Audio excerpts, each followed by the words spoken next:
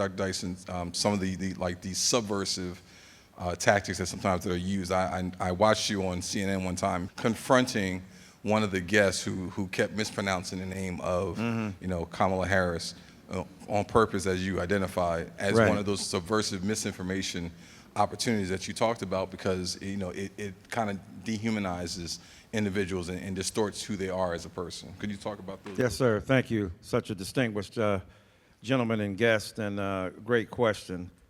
We know what it is. We know what they're doing. And part of plausible deniability is the ability to suggest that the very thing you're claiming is not true when you know you're doing it. It's called white signifying, right? Black people signify too, right? And we're masters at that.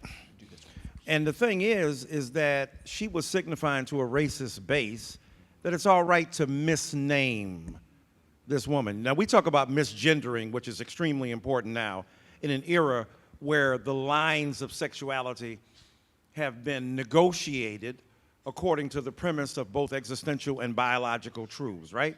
And more importantly, metaphysical ones. So we know what the woman was doing. And I was trying to be nice to her, but I was signifying too. I said, "You're a wonderful woman." Going, "You're not good." All right. Kamala Harris was signifying too. Remember the other night when she said, she wanted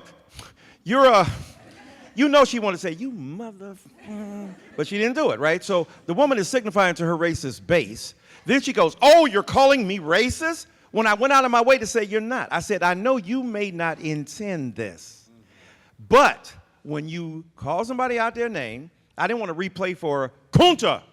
"No, Toby. My name Kunta." "No, you're Toby." "No, Kunta." Right? I didn't want to replay that, but y'all know, for y'all old enough to know about roots and so on, we know what the woman was doing.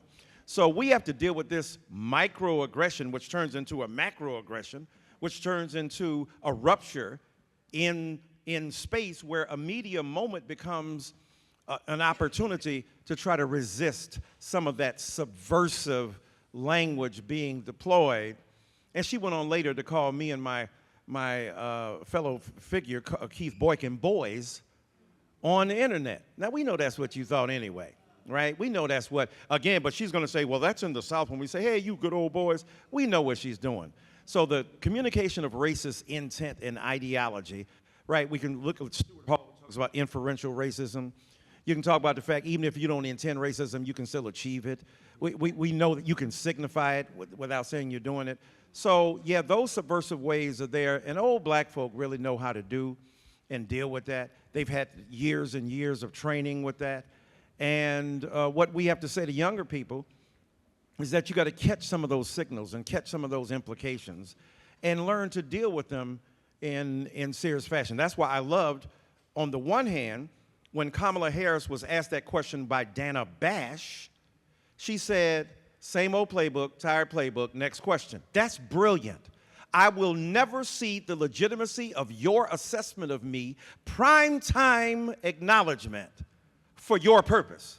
However, or as James Brown would say, howsoever, when she was on the debate stage, when she wiped his ass clean, when she just eviscerated him, his entrails were exposed on the televisual media.